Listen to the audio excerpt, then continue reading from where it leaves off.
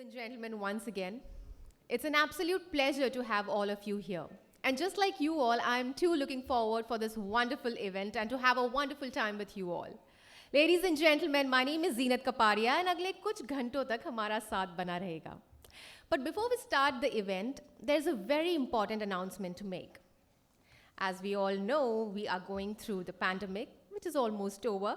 But due to COVID restrictions, I would like to request each one of you to abide by the rules and regulation laid down by the government and medical authorities.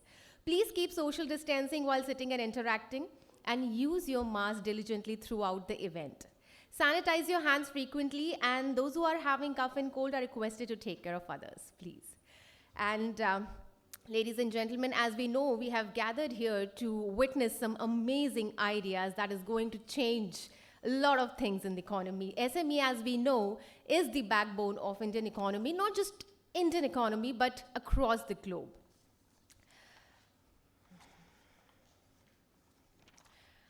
So SME Chamber of India has been functioning for last 28 years, wow, as a leading organization and supporting SMEs for the business growth and expansions, as well as explore emerging business opportunities at the national and international markets, export promotion, supply to large corporates, MNCs, government PSUs, identifying the foreign partners for joint ventures, technology transfer, contract manufacturing, and international collaborations. Ladies and gentlemen, today we're going to have a wonderful time because there's going to be some really amazing brains working on it.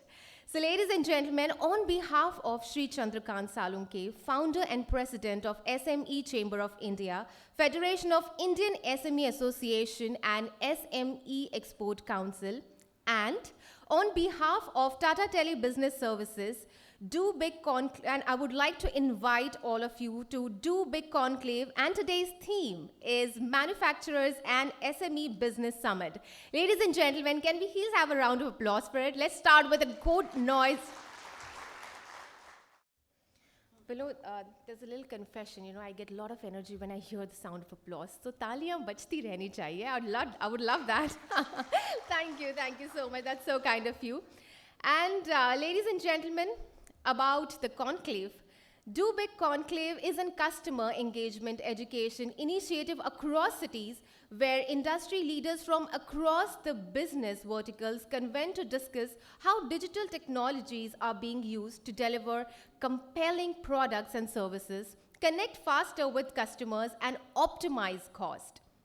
Now, these conclaves are an engagement platform for our customers, wherein on a continual basis, TTBS tries to understand their challenges and provide them with relevant digital solutions.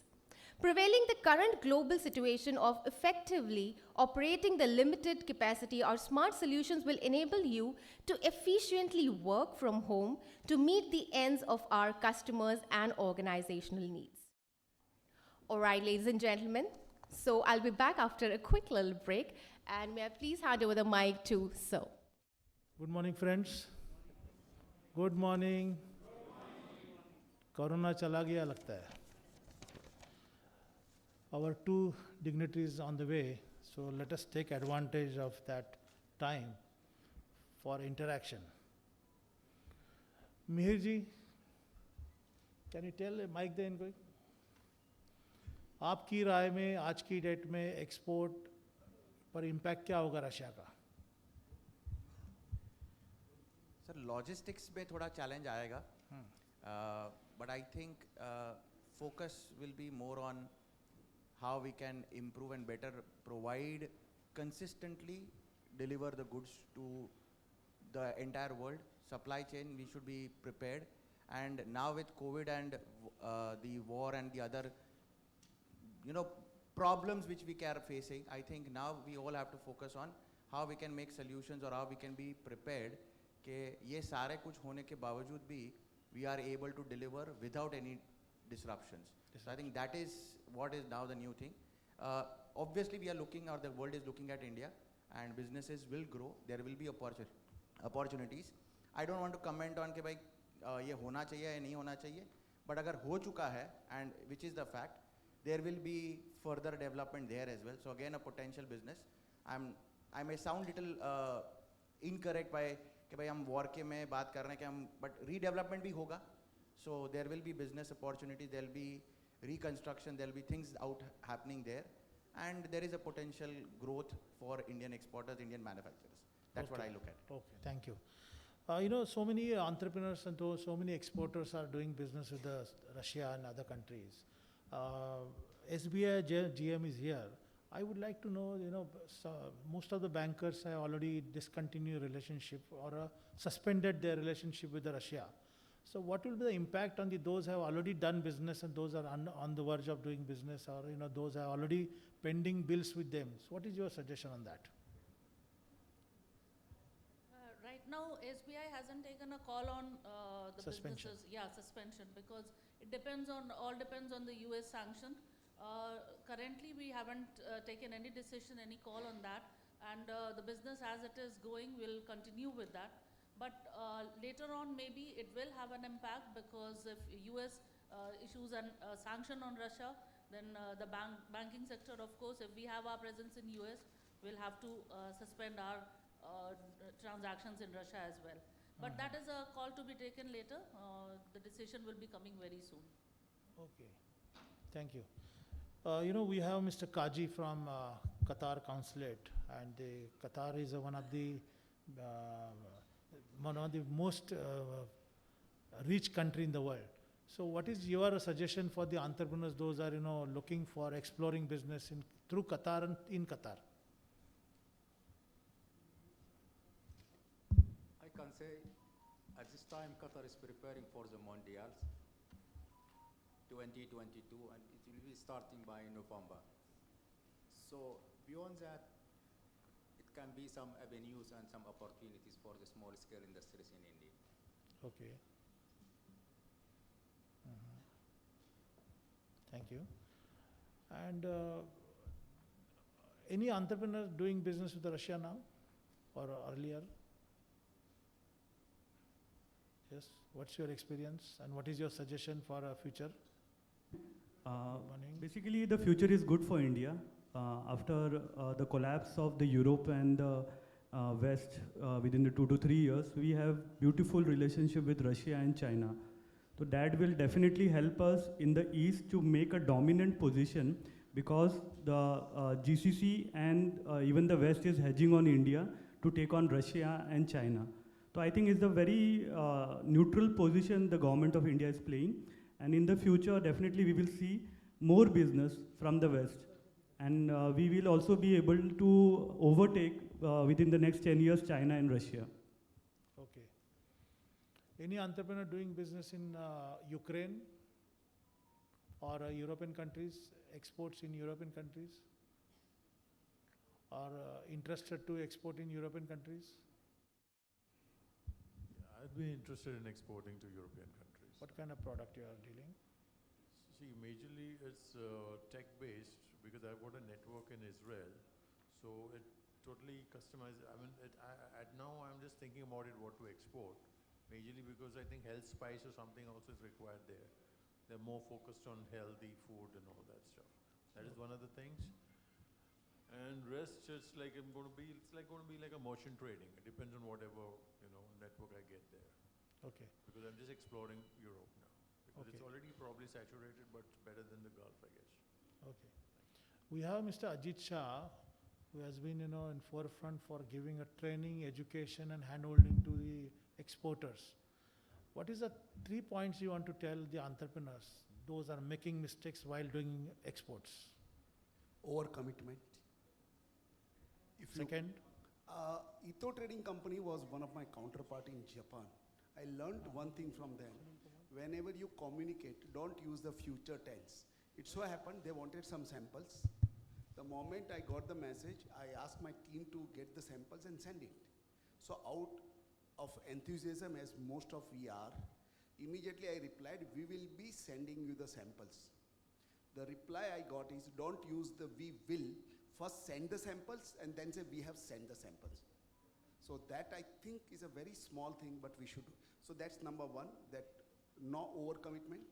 Second, government has already done enough. It's we who has to respond to that. We have to audit ourselves almost on a regular basis. And third, world is full of opportunities.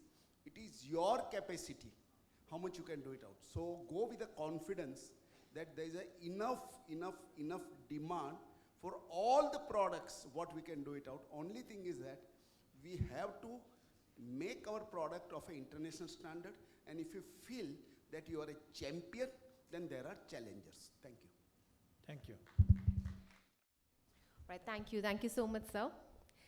And now, ladies and gentlemen, before we move ahead with the show, I would like to thank on behalf of Chamber to all the sponsors and partners and supporters to make this event a grand success. And special thanks to Tata Telebusiness Services, Union Bank of India, MIDC and Bhumi World. Ladies and gentlemen, can we please have a round of applause for all our sponsors? Thank you so much.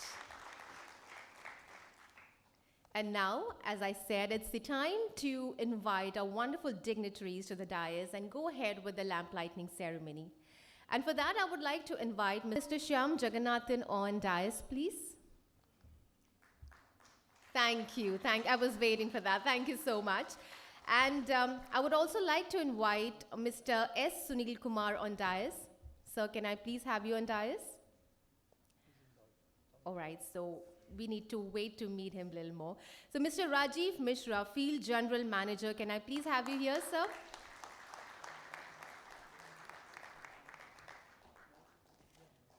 And I would like to invite Mr. Kapil Dev Iyer. Thank you, sir. And ladies and gentlemen, now I would like to invite Mrs. Juhi Smita Sinha, General Manager, State Bank of India, Mumbai Metro. Thank you, ma'am. Thank you so much. All right, ladies and gentlemen, before moving ahead with the lamp lighting ceremony, I would like to invite Chandrakant sir and request him to say a few words here. Again, good morning, friends. On behalf of SME Chamber of India, SME Export Promotion Council, Maharashtra Industrial and Economic Development Association, and supported by Federation of Indian SME Association, and supported and sponsored by Tata Telebusiness Services, MIDC, Union Bank of India, Bhumi World, FedEx, India-US SM Business Council. I welcome all the dignitaries on the dais and of the dais at this important program. When we start any unique program or function, it's a traditional way we have to, light the lamp and, get the best wishes from the dignitaries on the dais for a whole day program and, for the future of our entrepreneurs. So I request Jagannathaji, so we will move ahead for the light the lamp.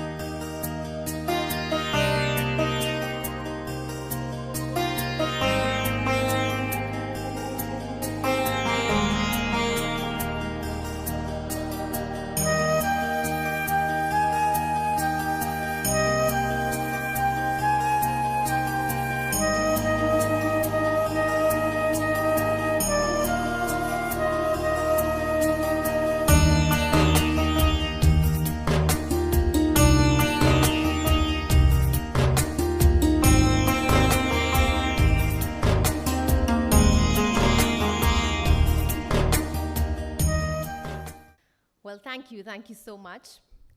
And now, ladies and gentlemen, before we go ahead with the event, I would just like to highlight a few things about SME Chamber of Commerce. As I mentioned, the Chamber is also supporting for marketing, promotion, branding of products and services, distributionship, franchisee, channelizing finance and investments for business growth and expansion, assistance to avail of incentives and advantages of various government departments, resolving various issues related to the manufacturing industries and other business. The Chamber has been organizing many trade promotional activities for imparting knowledge, organize executive training program skills, for scaling of the entrepreneurs and their workforce, business connectivity, and networking through SME Business Forum, business advisory services for business transformation toward growth and profitability, and strengthening SMEs for global competitiveness and success. And now, ladies and gentlemen, SME Chamber of India has also been providing advisory services for resolving various issues and problems faced by SMEs and manufacturing industries, organizing trade promotional activities for imparting knowledge, skills, and scales of SMEs, startups, and young entrepreneurs for sustainable growth and better profitability.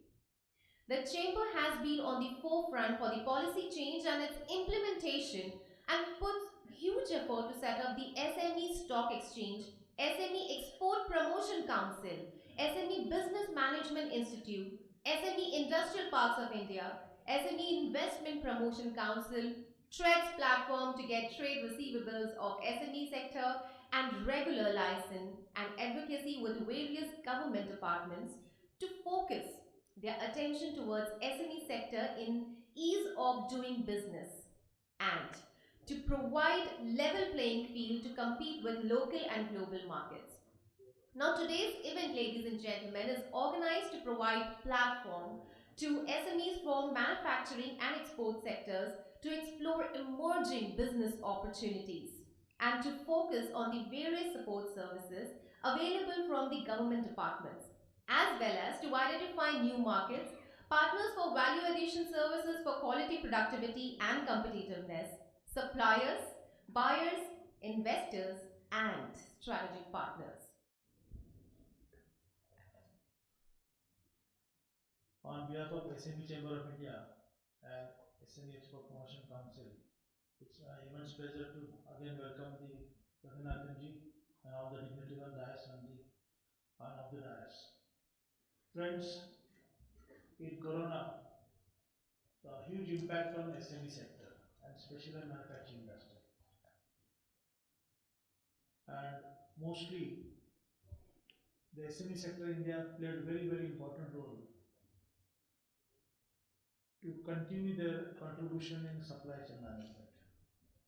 Manufacturing essential products when India needs. India was looking for particularly support from the manufacturing industry and SME sector. Let us welcome Sunil Kumar ji, the President of Henkel Other Industries India Limited. So SME sector is looking support. What kind of support? A level playing field to be created by Government of India, state governments, financial fuel from the banking sector, on-time payment from corporates, skill manpower, support from the local agencies, and mostly creating confidence amongst them. And that's why we are here today. So how we can support you, how we can encourage you for exploring new markets, and how we can provide you value addition services and information, particularly for empowering your businesses. Because I observe that most of the Indian SMEs are not aware about so many schemes, packages, incentives, and support services created by, developed by, defined by, designed by the Government of India and particularly banking sector. How many entrepreneurs are aware that 2 crore collateral free loan is available? Those are understanding about the collateral free loan. And how many entrepreneurs face problem to get the collateral free loan? So SBI and Union Bank, there is a potential customers are here. How many entrepreneurs have taken advantage of the PLI scheme, production linked incentive scheme? Are you aware about it? And how many entrepreneurs have taken advantage of this IBBI, the bankruptcy code? Under the code, there is a one facility created by pre-packaged insolvency resolution mechanism. इसे पता है ये बारे में? Only one person. So I know that a lot of the entrepreneurs are not aware, so we have kept one session particularly to aware about what is the advantages, what is the benefits. Vandana Jigar will be going to present that thoughts and particularly the advantage for SMEs. And how many entrepreneurs are aware about the benefit of the SIPs? You know the SIPs, duty free import domestic procurement of all goods for carrying out the authorized operations, manufacturing unit, trading business. Are you aware about it? किसी ने visit किया है sips में? Or any entrepreneur looking to set up business there? Maybe you don't know the benefits, maybe you don't know the procedure. Jagannathanji, since we have a very good setup here, and especially I told Mahesh that we should invite you to explore the this opportunity, because Indian entrepreneurs now cannot invest in a industrial land or industrial zone or industrial premises, but they will be happy to take on rent because they don't want to spend time. They don't want to spend money for that, construction 3 years, then give the ransom money to local gundas for constructing the factory, labor problem. So therefore, SIPS is also one of the best industrial premises for any entrepreneur who wants to start business. And they are expanding. I think their development plan is there. When I had an interaction with Piyush Goyalji, he said we want to create the state-of-art industrial park here to improve the facility, improve the capacity of the production in the industrial premise. So take advantage. So friends, I will not take much time, but most of the entrepreneurs from India or industry, they are looking for a development, transformation. Now tell me, how many entrepreneurs have sat idly during the pandemic, utilized digital platform? And we should give a big hand to Tata Telebusiness Services for providing the continuous platform for connectivity, for doing business from home, doing business from factory, doing business from office, and doing business offline. So this was a fantastic platform developed by them. Continuously, Tata Telebusiness Services are doing something different type of activities, different type of businesses, different type of support services, and making our entrepreneurs smart business solutions they are providing. So thank you for creating one aspect or thoughts amongst SME entrepreneurs that do big. Tata जैसा अगर बनना है, एक person भी बनना है तो हमारे entrepreneurs सक्सेस हो जाएंगे. So think Tata and become big. So do big and become big. Most of the entrepreneurs are not aware about how to avail the financial product. Union Bank, SBI, Indian Bank, Bank of Baroda, they are having different types of products. But most of the time I found that there is some lacking of connectivity, lacking of information, or not understanding properly. So you need a proper chartered accountant or a financial consultant to prepare your project report, prepare your financial documents. And I don't think bankers will say no. विश्वास साहब आपके पास कोई proposal लेके आएगा तो ना बोलते? हाँ, आने दीजिए, देखिए, big hand. So this is the way that bankers are now eagerly. Look at emergency loan. कितना emergency loan से फायदा हुआ हमारे SME sector का. So this is the point. And Mr. Sunil Kumar ji here today to give you the confidence and encourage you to use the platform, use the setup by Henkel company for developing your manufacturing activity, enhancement of your productivity, and utilize the innovative products and services to improve your quality and productivity.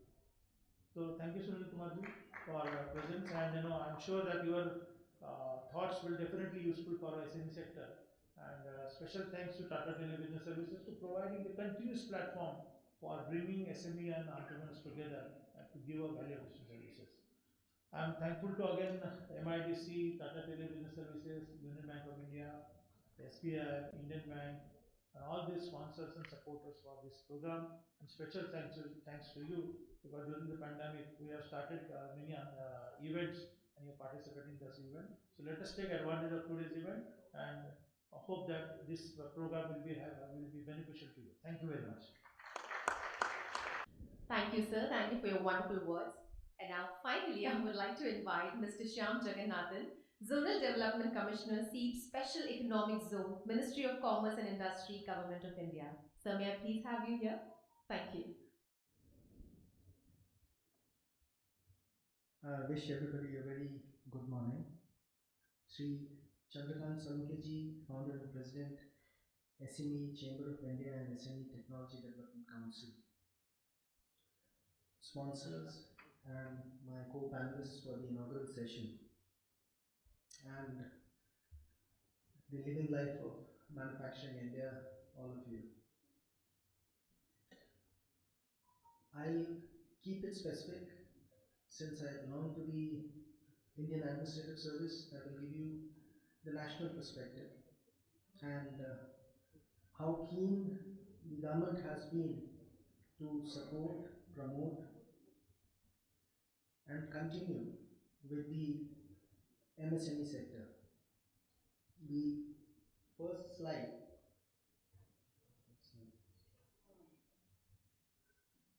is basically about our nation at the cusp. We are now 75 years. Azadi Ka Amrit Mahotsav, as the Honorable Prime Minister has addressed it as a year-long culmination of 75 years of our independence. We're going to reach a $4 trillion economy. We're aiming for $400 billion in export this fiscal. And Shri Narendra Modi ji has given a clarion call, Sankalp Se Siddhi. There are challenges, the pandemic. You have seen how things change globally. We are going through a crisis, which we are witnessing our own children being extracted from basically the war zone. But these things one takes as change happens, and I personally believe it has to be a collective effort of all of us that will transform the nation.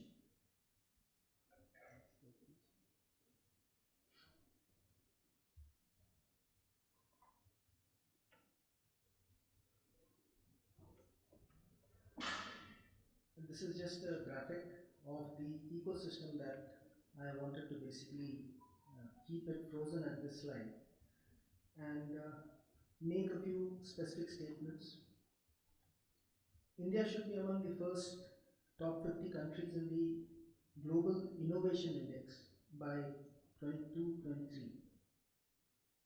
It is evidenced by quite a few direct investments by multinational corporations. You name it, IBM, Google, Microsoft, Intel, Lupin, Walkhard, multiple sectors across. Micro and small sized firms, and this is pertinent for the small and the micro mini industries. There are 6.34 crore unincorporated non-agricultural micro, small and medium enterprises, and employment to 11.10 crore workers, and a large majority of these are in the unorganized sector. One can safely guess 85% of workers approximately are in this informal sector. So you do understand what a large social cause amongst our own fellow citizens we address when we are addressing the MSC sector. Much has been said about our nation's demographic dividend. We will soon be one of the youngest nations globally. And of the total workforce of 52 crore, agriculture close to around 49%, but contributing only 15% of the gross value added to the GDP. Compare it to maybe economies like China, you have 29% of the workforce, which is much lesser. Industries and services account for 13.7 and 37.5% of the employment, while making up 23% and 62% of the gross value addition. Foreign direct investment, although we have witnessed substantial liberalization, India has only received around 25% of the FDI that China gets. And this is essentially pre-pandemic, because post-pandemic there has been multiple opportunities that has been created. Now these statements were largely to give the global context, and I will not focus much on the MSMEs, although I have substantial amount of background input. Suffice to say that nationally we need to double the current growth rate of manufacturing by 2022. India is the fifth largest manufacturer in world of gross value added. As on date, 7.7% is the CAGR, and we would have to look at taking it to 25% of the GDP, which presently hovers close to around 16%. So much so for the figures. Since I was specifically asked to speak and focus on the special economic zone, and as Chandrakant ji said, SEEPs, I will focus on this. I'll give you the national perspective. If you look at the last statement where the Honorable Union Commerce and Industries Minister Shri Piyush Goyal ji had said that we target 2 trillion exports by 2030. That is 1 trillion in merchandise and 1 trillion in services. Next.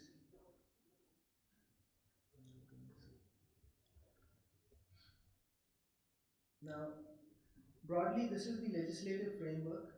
Now, what are the immediate benefits you get in a special economic zone?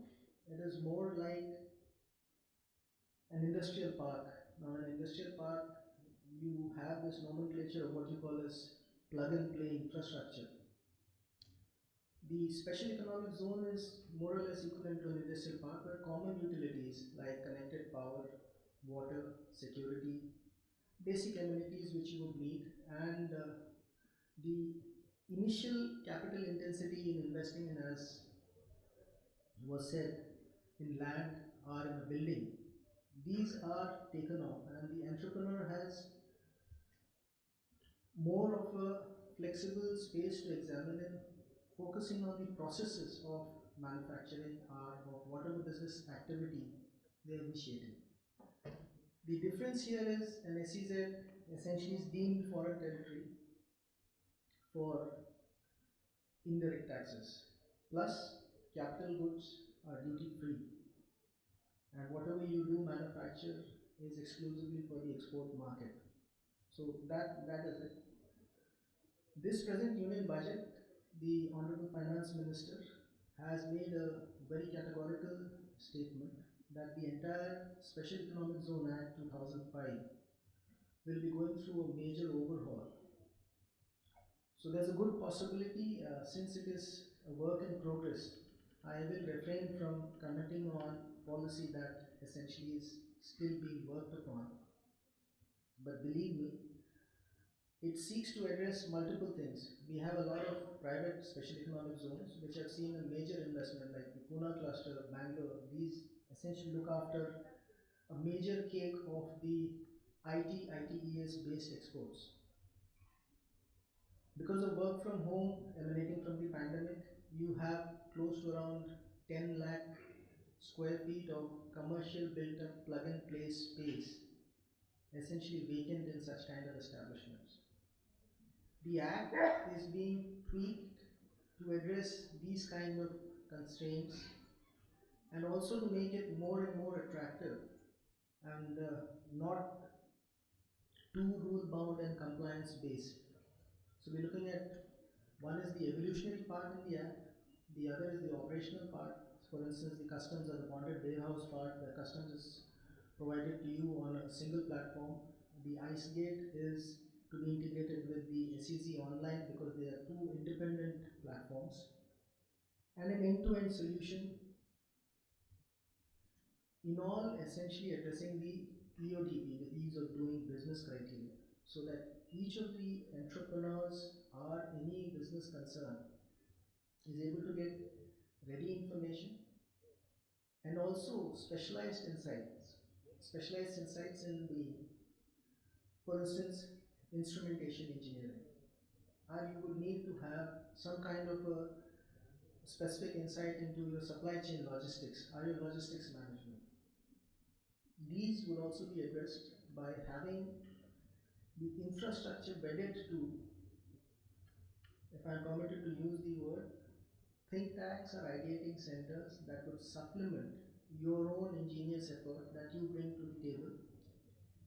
And this would all be essentially what is talked about for the last 3 or 4 years is Industry 4.0, where you leverage the entire benefit of technology.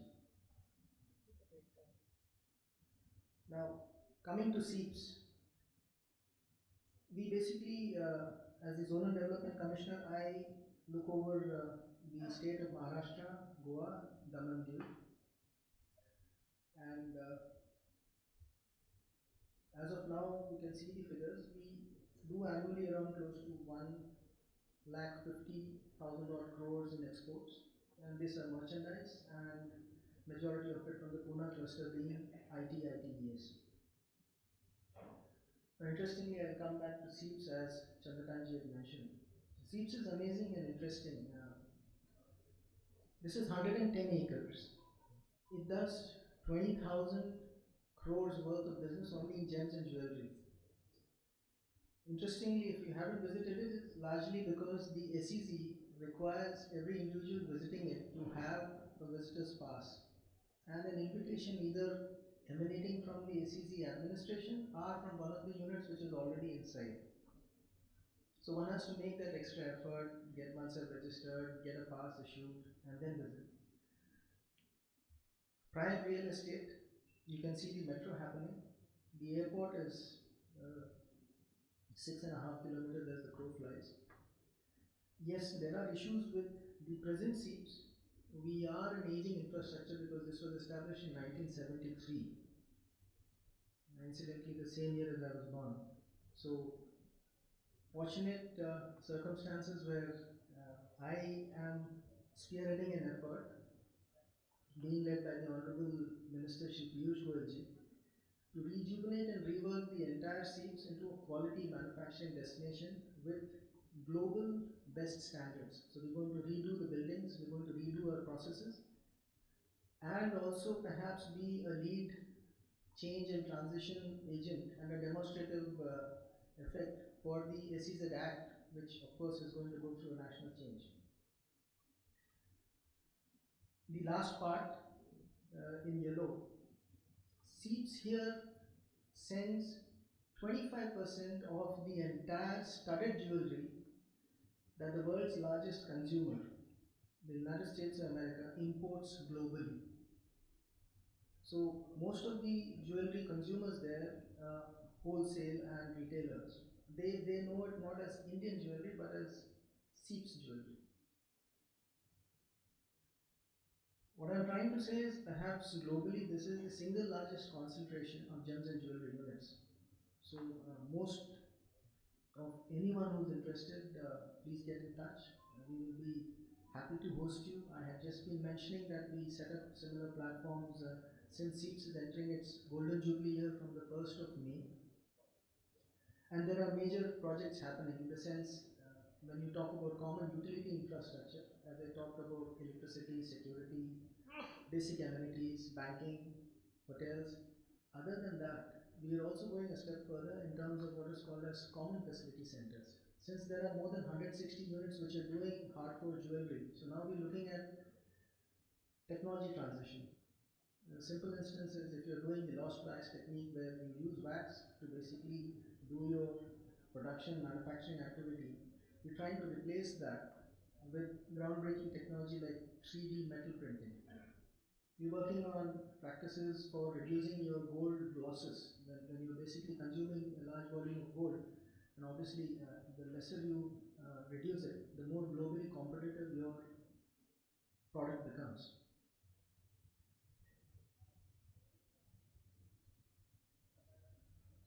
I will not take much more time because there are other eminent panelists. I'll just take a leaf out of the book of Sir, who's been an eminent trainer, who had mentioned before that you see when they're dealing with perhaps the Japanese, I believe, he said we will be sending the samples, and sir said that you send the samples and then inform us. There's also an interesting anecdote to this. You see, Japan, when it was growing after the World War II, you would have realized it was the only nation which has gone through two nuclear holocausts. Rebuilding the entire nation and capturing the essence of what is called as, I do not know how many of you must have come in Toyotas and how many Innovas. They are basically inside you. Nissan, the electronics. The story is like this. An American firm basically was testing out a Japanese supplier. So he said that, okay, since these Japs are still finding their way around, so we'll give you an addition rate of 5%. So in a sample strength of 100, 5 could be bad. So, and you got to deliver it in time X. So the Japanese manufacturer and supplier said, yes, yes, yes. The language what he could muster with the American. And then the American received the consignment. So he said that I asked 100 units. And I had already told you, if 5 are bad, it's acceptable to us. I mean, 95 good is good enough for us. 5% is the attrition rate. Why have you sent me 105 units? So the Japanese said, you said the perfect quality 100, but you said 5 bad, so I sent 5 bad ones too. So that shows you what kind of an approach one should have. I wish all of you the very best. We are all here to support, and thank you for this opportunity. Thank you, Sri Jagannathanji. It's very interesting and very useful information you shared. And I'm sure that our entrepreneurs will definitely take advantage. When we talk about manufacturers and SME Business Summit, and it's very interesting because most of the entrepreneurs who are looking to set up their business in a SCZ or a special economic zone, it will be good and beneficial to them for utilizing the various support services. When we talk about manufacturers, we should not forget that Bhumi World, because Bhumi World is providing the plug and play industrial premises. So Mr. Prakash Patel is here today. He is going to speak about Bhumi World. But let us give a big hand because he is taking keen interest to provide the without any hurdles and issues of the every entrepreneur to set up business, start business immediately in his premises. Thank you. Friends, today Honorable Prime Minister is addressing post-budget webinar on Make in India for the World. Rather, we have decided about this program, and I thought that let us postpone because today's event is the most important. Because post-budget is the most important webinar. What is focus on this? Manufacturing in India, how they can enhance manufacturing in India and how they can take advantage for particularly Make in India. Realizing the India's $1 trillion goal in exports, which we are talking about. MSMEs as the growth engine for the Indian economy, which we are talking. So, along with the Prime Minister, we are taking our vehicle for creating the awareness program, creating the support services program for especially for the entrepreneurs. When we talk about the manufacturing, when we talk about the innovation, so technology is most important aspect for any businesses. Either it is a digital technology, either it is a preparation for the industry 4.0, or creating the value addition in industrial automation. So for that, you have to think big. Unless until you not think big, you will not do big. So let us hear from Kapil Devji what you want to do big, like a Tata, become Tata, like become Tata, like become Ambani. Then only we can say our SME entrepreneurs are doing good. So thank you. Do big, Kapilji. Thank you. I hope I'm audible. I'm more comfortable actually being at the ground level because it helps us to connect, and maybe also some of you who may want to doze off, you will not get a chance to do so. So it gives me immense pleasure. Today is our Founders Day. All of you know Jamshedji Tata, 1839. So 180 years of legacy that we carry. And I think it's thought. it all started with his thought to say that how big he wants to see India as a country and how Tata Group can enable India become big. And we are carrying forward the same philosophy to say that we as Tata Tele Business Services want to enable businesses to do big, to be the catalyst in your growth story, in your expansion, for you to do big and help thereby India to do big in the global stage as well. Today, as Chandrakant ji said, we will be focusing on what kind of tech solutions that we bring to the table to enable SMEs in their journey of digital transformation and in their journey of scaling up their business. But before we get into what kind of solutions we have, I think it is important for us to look at what are the mega trends that the manufacturing sector is currently, buzzing with, because it's in that context that the future will get defined.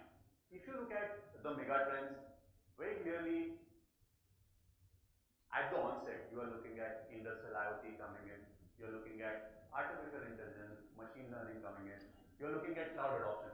I would put them in the category where, if anything over and above this has to be done, we as India and the enterprises in India have to invest in these three.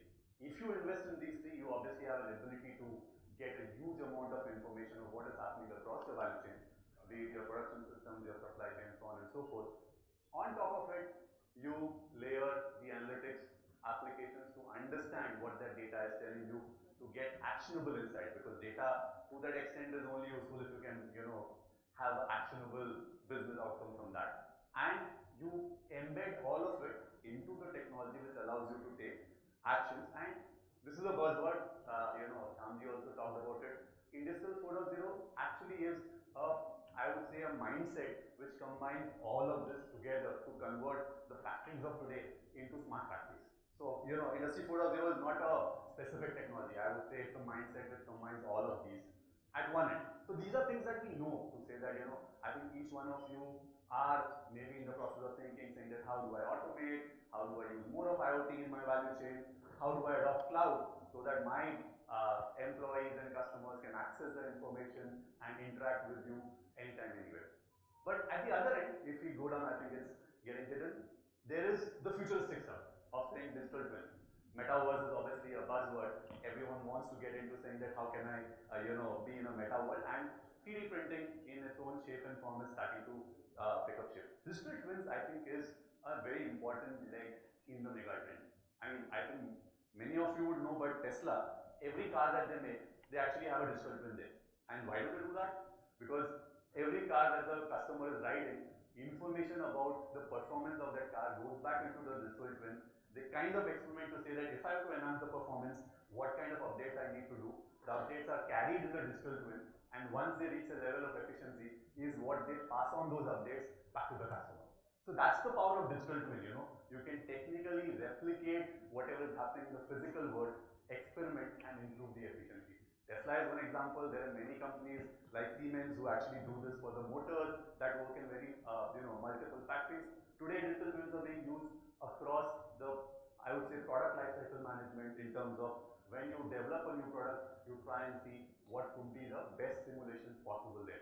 The fact that there is digital twin as a name, I think simulations have always been there, right? But simulations never have interacted with the physical world. What the digital twin does is there is, a physical counterpart. You're getting information from there and then improvising in the digital twin whatever improvements you want to do, and then pushing it back to the real world. So I think digital twins itself is, today if you look at it, maybe a buzzword. In India, not many companies have even thought about it. But 5 years down the line, if we have to think about it, I would not be surprised if, some of you in your own spheres would have started to adopt digital twins. The reason is simple. It's not a fancy term. It actually makes your own life cycle of product development, improvising far faster and far more accurate, which means your rework comes down. So it is effective, it is productive in its own way.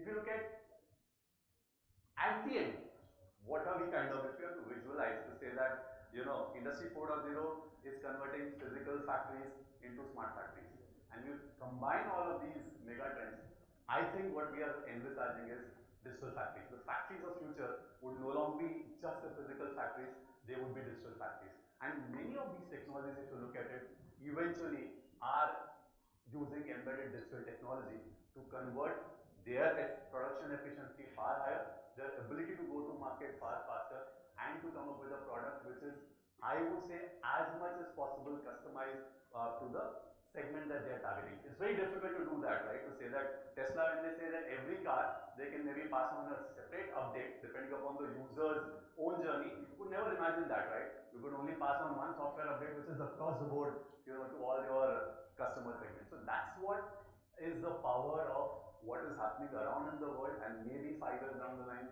when we have such a forum, I would see many of you actually saying that I am a digital factory owner rather than saying I am a manufacturer. So that's what is happening around the world. What does the impact look like? In fact, Shyamji mentioned saying that today contribution of manufacturing to GDP is at about 16% odd.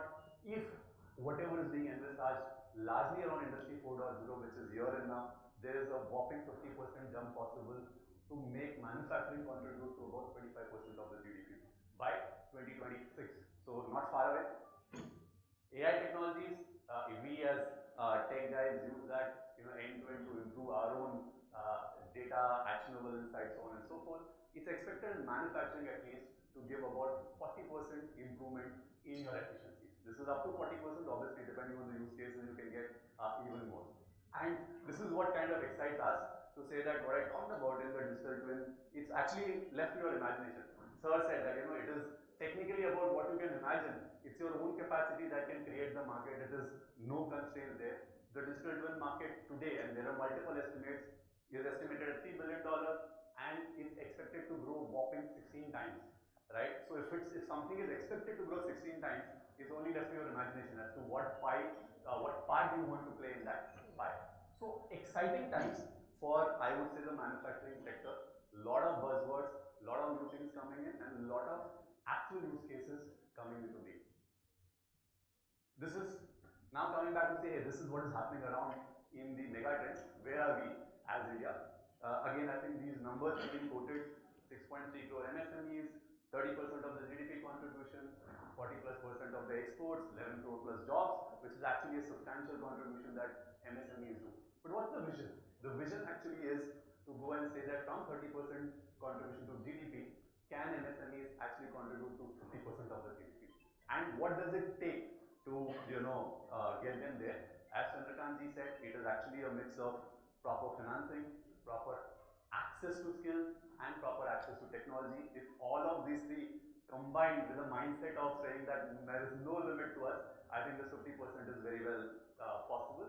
And the part is, during the last 2 years, I think MSMEs have faced the brunt far more than large enterprises. I think it's known to everyone. The good part is, I think they are on the recovery mode. So I think they've left behind I would say, a part where they have to grapple with demand uncertainty, grapple with, saying that, hey, how can my operations run without my workers coming to the factory, so on and so forth. And there is a recovery mode that has already set in. I would just want to focus on the top line, and I think I'll come down, saying that large part of why the MSMEs actually were triggered into adopting digital was the demand uncertainty. It's not that, in the last 2 years, demand was completely absent. In certain sectors, actually demand improved, and that too very sporadically. For 3 months it improved, then the next 3 months it went down. So the ability to cope up with demand uncertainty actually was a dominant trigger for MSMEs to look at digital, right? They were looking at digital as one more additional, IT spend that they need to do.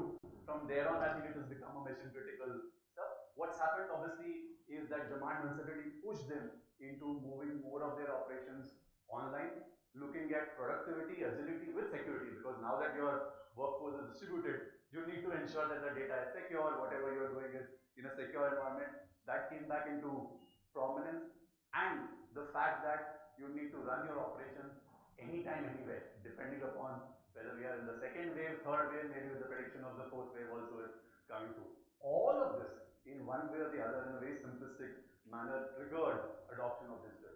And when we look at what studies said, I think no different. 55% of the SMEs who got, who participated in the survey said that it is now becoming business critical for them to adopt digital. About a 31% said it is somewhat critical. There is still a minuscule set of people who believe that it may not be critical. I'm sure that in 6 to 12 months time they would also be on the other side of the fence.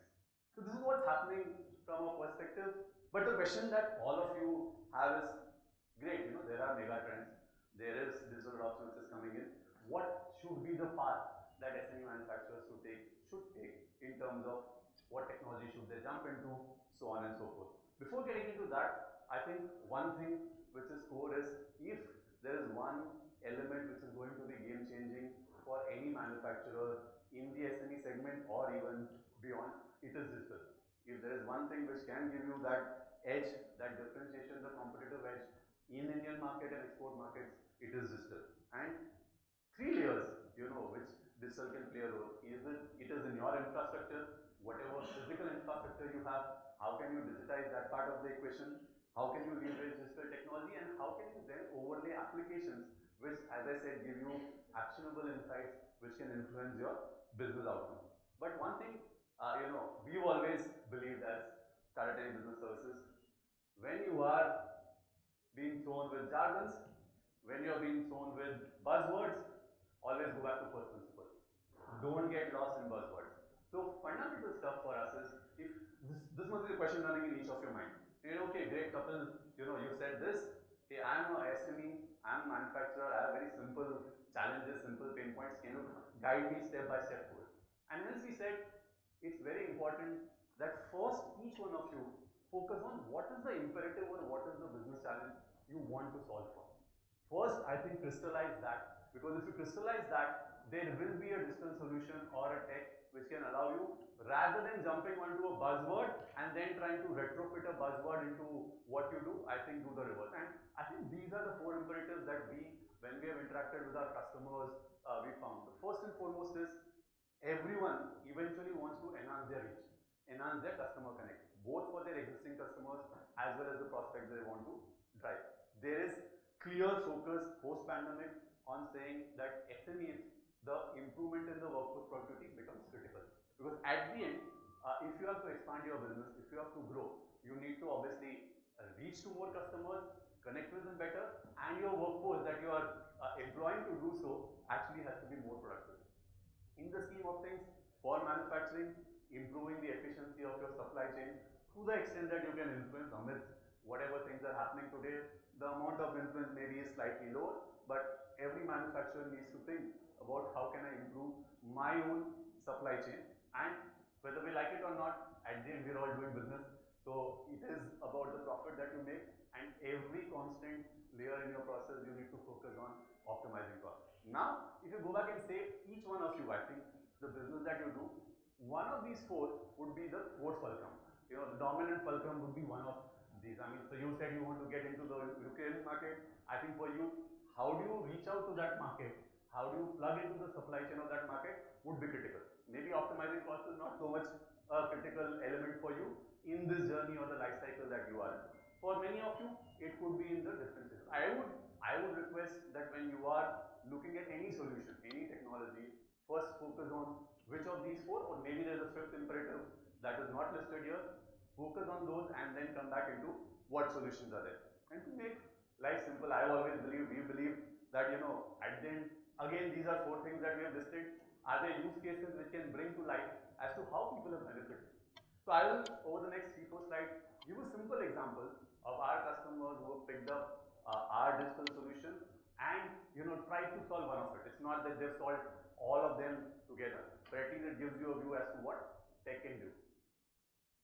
First thing, I mean, this is a case about a manufacturer of complex engineered products based out of Baroda, who is into pumps, valves, so on and so forth. Now, this is the manufacturer who was expanding base across from Baroda into different cities. As they expand their base, they obviously had only a toll-free number which they flashed across the board where they used to get incoming calls. And they used to have a disjointed outbound setup or outgoing call setup. So what happened suddenly is, as they expanded, they obviously got a huge inflow of incoming calls. COVID set in, obviously incoming calls are landing into one particular number, but the agents or their employees are there across, different places, either in their native place or at their home, but not surely in their office premise that they started off with. The second part is there could be an incoming call coming in. At the same time, someone from their setup is doing the outgoing call for a prospect. So there was a very fragmented view, not a single view about which customer they are calling, what kind of interaction and connect they've had. So they came to us saying that is there a tech solution which allows them almost plug and play to say that I don't want to invest any capex.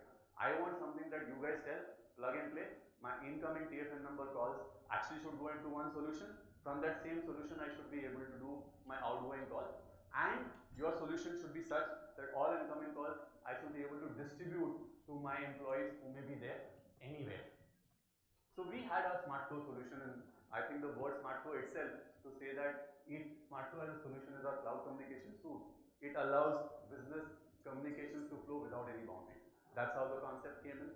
Very simple solution. All the TFN calls got plugged into a smart flow solution. The mobile numbers of all the employees are easily configurable at the admin console. You can say that, hey, these kind of calls in my TFN, I can move it to agent or employee number one. It got configured again, in hours, not even in days, and the complete outbound setup of whatever prospect calling you want to do or customer calling you want to do is also integrated back into the same smart flow solution. And all of it, just as a reference, is 1700 rupees per month for employee configuration who's planning to use this setup or who's planning to call. So zero capex, you have a plug and play solution which allows you to get on the ground very flexibly at a very affordable cost. Obviously, unlimited calling is what is there in the 1700 package. If you want to have a lower package, we also have packages at 1300 rupees per month. So you can just imagine the power of technology at about 1500 rupees per agent, per employee. You're actually getting an integrated solution, which is a cloud communication suite, which allows your operations to run anytime, anywhere. Your operations could be customer service operations. Your operations could be prospect management because you want to enhance your reach. You decide the process, the smart flow solution will be able to plug into it. And that's not it. If you are actually having your own CRM, you want to integrate that solution into the CRM to say that, hey, this is a customer 6 months ago purchased some product from me. I should actually do the calling 6 months post the first purchase. All of that is natively configurable into this. So this is not only a point solution, it can plug through APIs into your CRM applications as well. All of it, as I said, at a very economical cost, zero capex, and we will be there to support in case there is any integration issue that you have. It's not that we sell a product and then we leave it to you to say that, hey, you now run the show. We'll be there always. This is one example. As I said, the core advantage is anytime, anywhere. It gives you an integrated view and it is scalable. Today you start with, say, 10 licenses. Tomorrow your business grows, you can get 20 licenses. Next month onwards, you get the 20 licenses above, and you feel that, hey, okay, now my business, 6 months has done well, 7th month again is coming up, you downgrade it back to 10 licenses. So you are not committing into a solution which allows you flexibility as well as scalability. Workforce productivity, again, this is a typical case of an agro manufacturer and a trader. This is a person whose sales ecosystem was such that every sales guy had to go to the farmer to look at what kind of fruits and vegetables they produce. And the payment for the sales team was based on the number of hours that they are interacting with the farmer. So it was a variable model to their sales team, so on and so forth. Now they were struggling to say that, hey, I really don't know whether my sales guy is going and meeting the farmer or not. I had no way of doing a double check on what their productivity is. They used to have a very manual system of saying the sales guy went to the farmer, clicked the photograph, send it back to his, through a WhatsApp to their central system, and someone in the central system actually was going mad to say, यार इतने सारे लोग हैं, मेरे को समझ में नहीं आ रहा है वो लैटलॉन्ग के साथ आ रहा है नहीं आ रहा है, very confused. They again wanted a simple plug and play solution to say, my need is I should be able to track the attendance, I should be able to track the productivity of my guy because at the end I'm paying for what his productivity is. We had our workforce tracking solution, again plug and play kind of a solution which allows the systems have been built in. You have an attendance tracking system. In the morning, the person just has to open the app, click his photograph, rest of it goes back integrated. Automatically, the moment the person is logged into the app, full day, where all is he traveling, which farmer is met. We know the farmer's lat long coordinates that we have already put in. We get to know whether he is going to that field or not, and the distance traveled gets calculated automatically. Dashboard comes into the central guy. He only has to look at the dashboard and say, I think number of hours ठीक लग रहे हैं, payment जाना है कि नहीं. No other thing, only a plug-and-play solution. Again, looking at saying what can be solutions which allow the productivity of your workforce to improve. This is one use case. Obviously, there are multiple use cases of sales team going on the ground, and we want to make them more productive. The third is on, I would say, improving supply chain management. Part of your supply chain management around the fleet efficiency is what we came across. A textile mill, a growing textile mill, had a fleet of 6 vehicles, which they were actually using to, send or deliver the finished textile goods to their distributors, dealers, so on and so forth. With 6 vehicles, the entrepreneur was thinking that I don't know really what time my vehicle is going there, and he used to get complaints from the customer saying that delivery नहीं हुआ. Truck वाला बोल रहा है मैंने deliver कर दिया है, but customer के पास पहुंचा नहीं है. So we have a fleet tracking solution, which is a GPS-based IoT solution, which allows you to obviously not only geofence. So you suppose have 6 vehicles and you say, hey, I want these vehicles to only fly in a particular area that you denominate. Because the moment it goes beyond that area, it is suboptimal for you. The second is you want to monitor the fuel efficiency. Is the driver actually, this is again a common problem of pilferage. आपने 200 litre का tank भर दिया, उसमें normally the incentives are different for different drivers. 5-10 litre चुरा लेता है, and you never get to know कि उसने 5 लीटर चुराया क्या 10, because he says मैं तो चला रहा था. So you have a solution which not only allows you to track your fleet, geofence your fleet, have fuel sensors, which is a rod-based stuff which is put into the fuel tank, and once you do that, someone sitting in a remote location can easily look at the dashboard and say, hey, by the way, your speed was 0. So now the fuel tank works like this. You put a sensor, you calibrate it, and if you get a graph to say that if your speed is X, then obviously fuel tank should come down, right? But what they found was speed 0 hai, lekin still fuel niche aa ja raha hai. That's when an auto alert goes. So this is like, you don't need to be logged into that solution. The moment they see a discrepancy between the speed and the fuel, declining, auto alert goes to either the owner, entrepreneur, or the admin. So if there is a problem, please check with your driver. The moment this got implemented, obviously it's a discipline, right? The drivers got to know that there's someone who's having a technology to do that. Automatically the pilferage came in. So you got to do geofencing, tracking, all of it with a user-friendly dashboard, with your productivity and efficiency improving as well.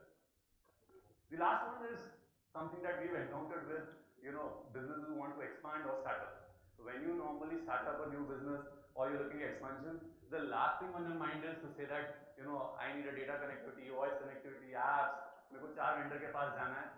Top of the mind for you is business, right? You have invested in your infrastructure to grow the business. So we, found this as a pain point from our customers who said, can you give me a plug-and-play solution which will have data, voice, security, all of it combined? Zero capex, because SMEs, the last thing they want, their issues are around the cash flows. Zero capex, OPEX-based model, which is all-in-one solution. So our smart office solution actually is all-in-one solution which combines ILM. You will have enterprise-grade data connectivity, which is reliable and secure. You will have SIP trunk, which is again a scalable voice connection, unlike the PRIs which are there. As your business grows, you can scale it. You can also downgrade it if your business has uncertainties. All of it in one box, plug and play. There is about a lakh of capex that goes in that device, but we don't charge for it. It's just that there is a 1-year lock-in to say that you will remain with us, for 1 year, because the capex we are bearing on your behalf. So zero capex, plug and play, all-in-one solution. As an entrepreneur, the only thing you need to focus is grow your business.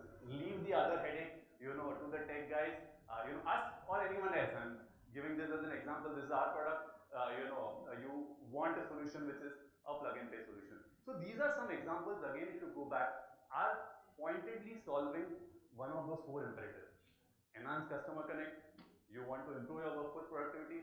You want to improve your efficiency of supply chain, or you want to optimize costs. As I said, freeze the imperative that you're chasing, and we have multitude of solutions that can be dovetailed to what your imperative is. Before I get into the comprehensive suite of solutions that we have, I just want to play a small video. Yeah.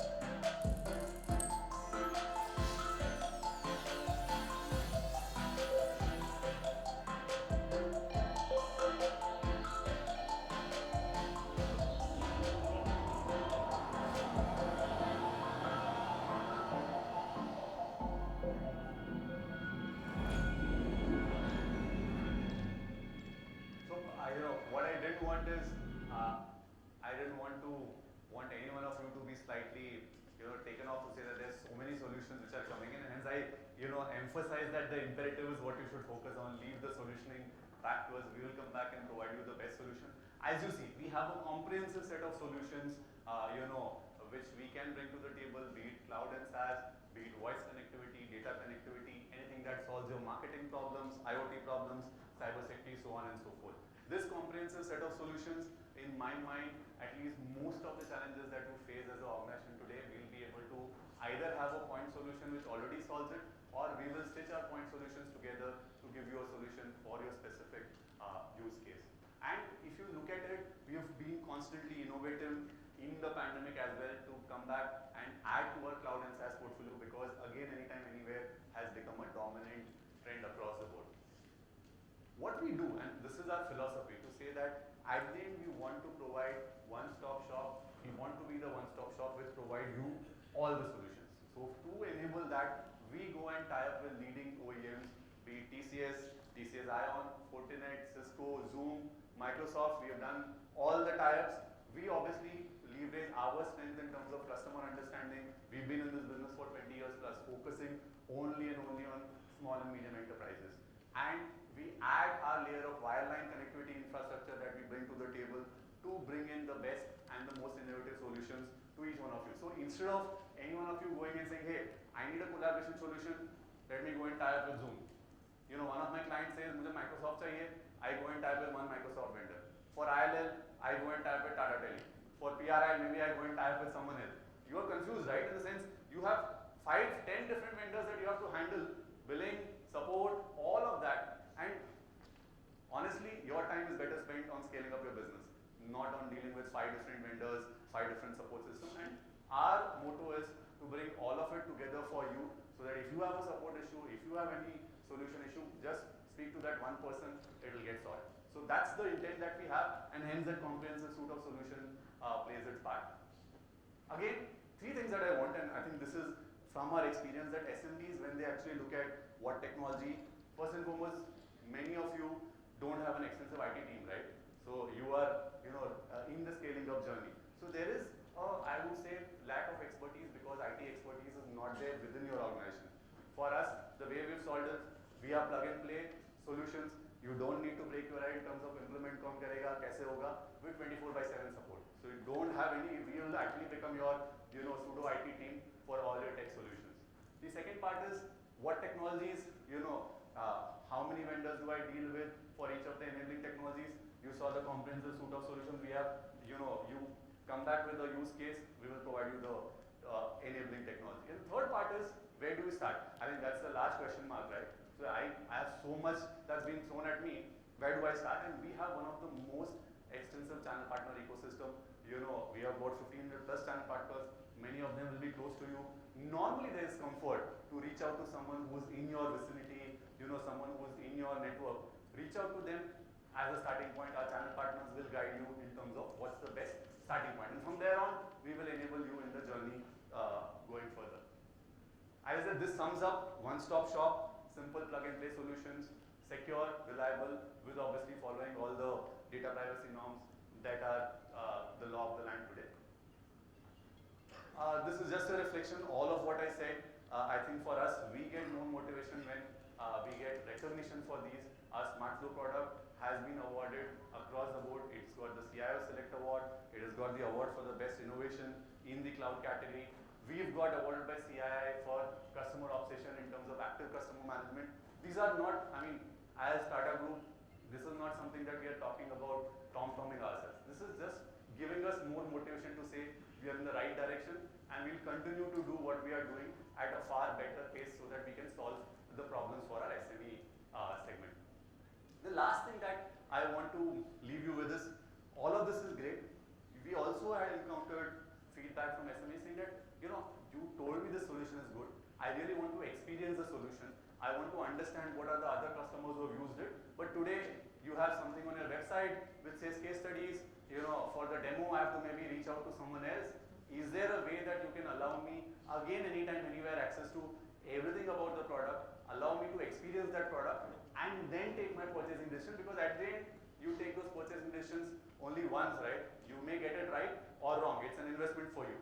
So we've created an excellent customer experience platform, which is technically allowing you to get a complete view of the customer, get a demo of your product. Once you're convinced with the demo of the product is when you take your purchasing decision. And this is enabled through our channel partner. Our channel partners will assist you in that journey of understanding the product and understanding the demo itself. At the end of it, once you have experienced the product in the customer experience portal, the decision is yours. You may like the product, it may solve your use case, or you may at least say, hey, instead of making the wrong decision, I've actually, saved my time, energy and effort. So I'll give you a glimpse about a small video which talks about what is there in the customer experience platform, and I think then we'll move on. Audio.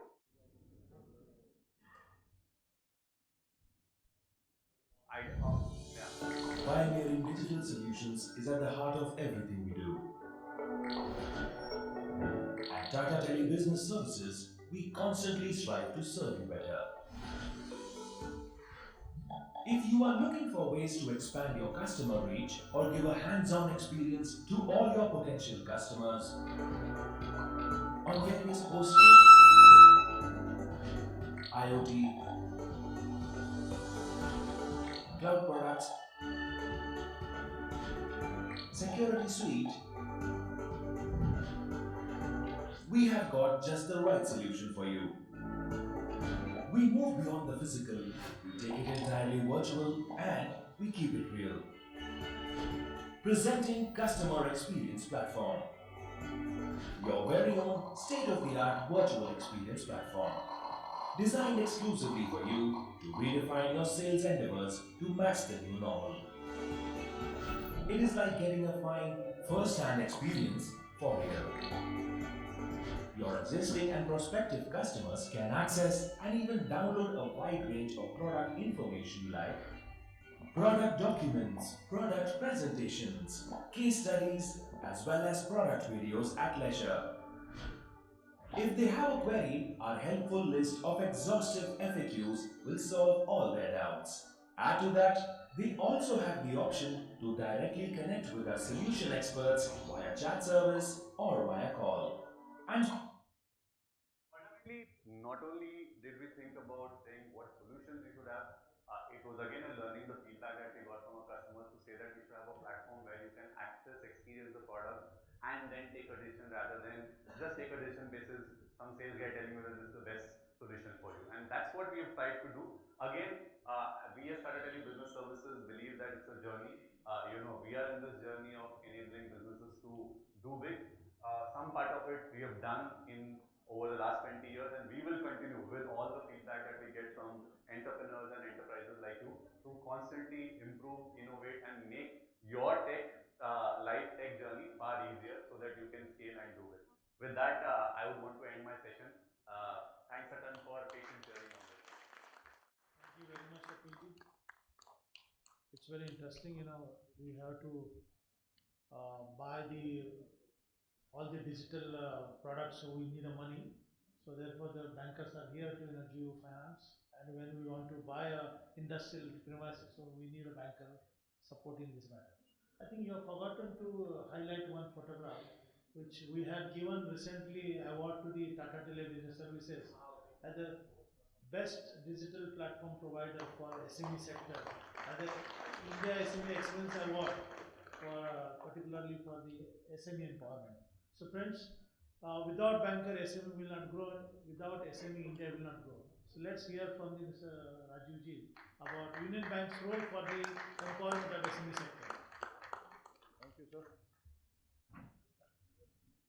Sri Chandrakant Salunke, founder and president Federation of Indian SME Associations, dignitaries on the dais, members of the associations, participants, ladies and gentlemen. Good morning to all of you. As rightly said by Salunke Sahab, we heard about the infrastructure being available by the SEEPs, we heard about the technology being there, और इस सबको बीच में लाने के लिए, जोड़ने के लिए we need bankers finance. So it's a pleasure to meet you all here. There could not be a better group to interact than the industrial people who take risk for the benefit of society.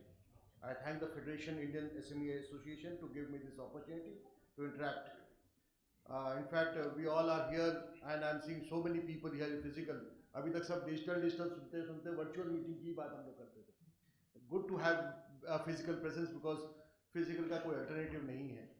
Despite the relationship which we bond together.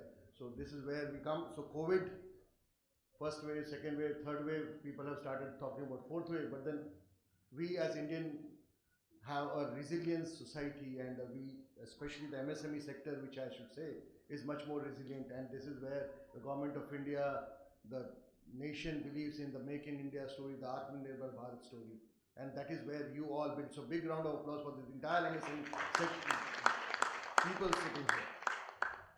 As was brought out by Tabra Telly also, that India is a home of around 6.3 crores micro SME enterprises, contributing around 30% of the GDP, 48% merchandise exports, and more importantly, employing around 11 crores of people. 50% of the SMEs are based in the rural areas, which indicates scope of deployment in rural area is huge, addressing scale of productivity, market reach, and credit flow.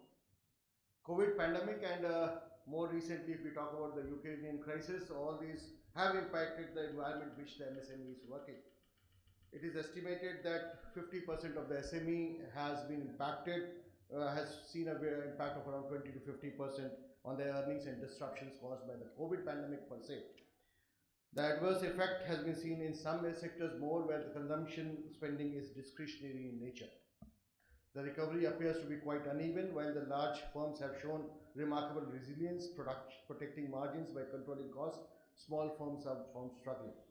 Low demand, lack of manpower, structural working capital, and lack of promoter saving has led further stress in the sector on the output and employment. Going forward, the recovery will vary segment to segment in the MSME sector. And that's where we bankers come into picture, and I thank the Federation to give us a topic where he says what financially we can do for you with the help fight. I'll brief because State Bank Madam is also there, so she will also be talking about the bank. I'll per se focus only on the Union Bank of India initiatives. Union Bank of India is the second largest MSME portfolio holder among the public sector bank, of course after State Bank of India, that's where we are. The bank today has 22 SME products specially designed to cater to each and every market segment of MSME. We also have some around 27 cluster specific schemes which are there, which focus on ease to access to credit with attractive features compared to general advances. We are one who strongly believe that timely availability of credit to the business units, especially in these challenging times, is of paramount importance, and to achieve this objective, following measures have been taken at the bank level. As Salunke Sahab was quoting, COVID emergency line of credit, that scheme is available to all the existing borrowers of the bank, having fund-based working capital limit to meet temporary liquidity mismatch arising out of this COVID crisis, involving payment for purchases of raw materials, statutory dues, salary, wages, and etc. Scheme modeling in line with Atmanirbhar package of Government of India. The schemes include Union Guarantee Emergency Line of Credit, Union Guarantee Scheme for Subordinate Debts to MSME, PM Swanidhi schemes for street vendors, so on and so forth. MSME restructuring guidelines are also aligned with resolutionary frameworks for COVID-19 related stress announced for other advances. This has helped expedite one-time restructuring to MSME borrowers. Exposures threshold is now enhanced to 50 crores to cover most of the SMEs. Other enablers include setting up of dedicated helplines. We have set up dedicated helplines, customer correct and pre-approved SMS approved application facilities. We were talking about a lot of digitals right now. I'll say Union Bank has moved towards the digital platform, and we also believe digital is the future, and that is why digital enabling lending has been enabled. New to bank as well as existing customers can seek credit facility up to 5 crores by applying online and getting in principle sanctions within 30 minutes.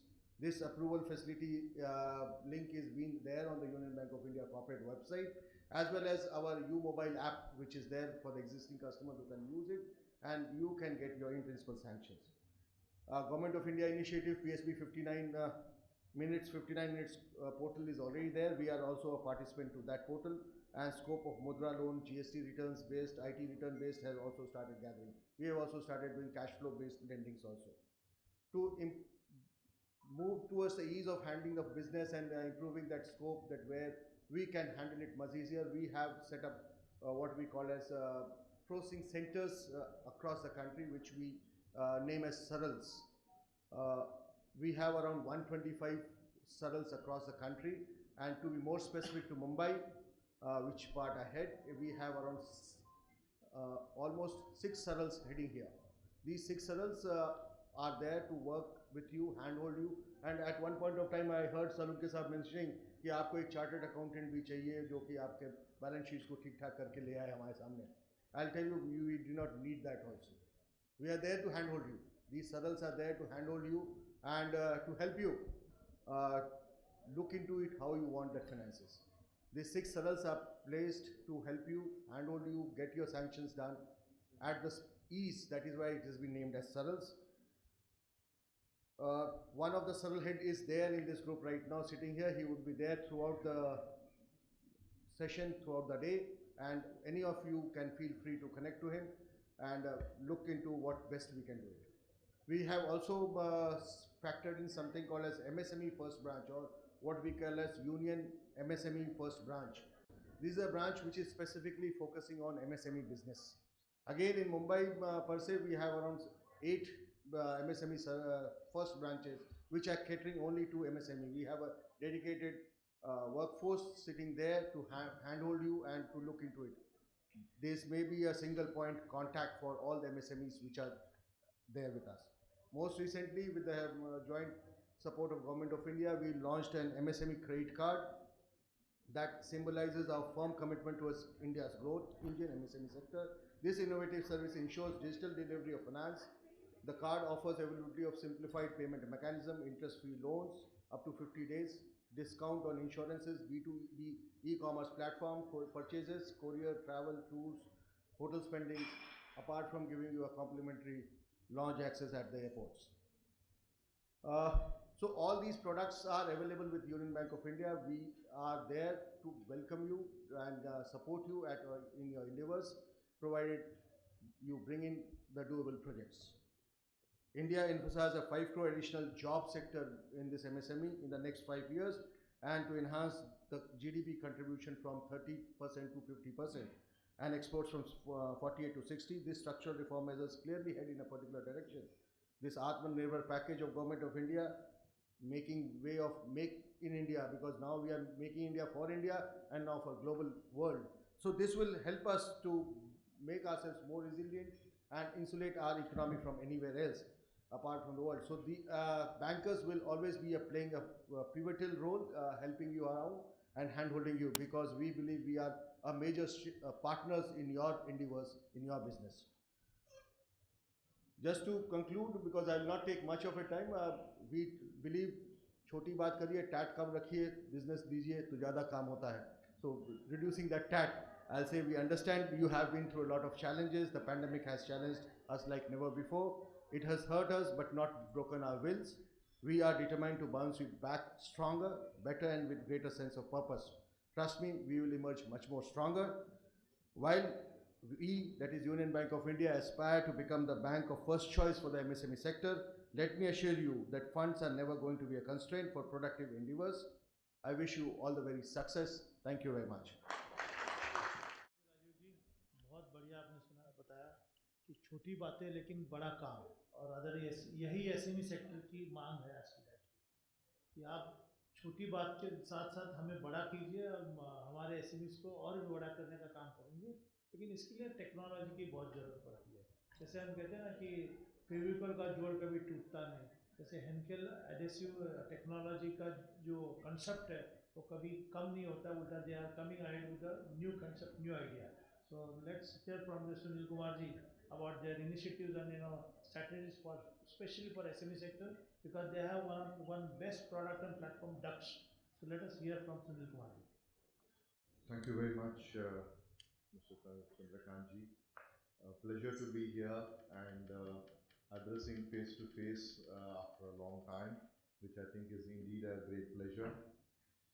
So what I'm going to be speaking, I mean, I don't have any slides to show. I guess I would use the next maybe 10 minutes or so, 15 minutes max, to kind of talk about some best practice sharing from Henkel.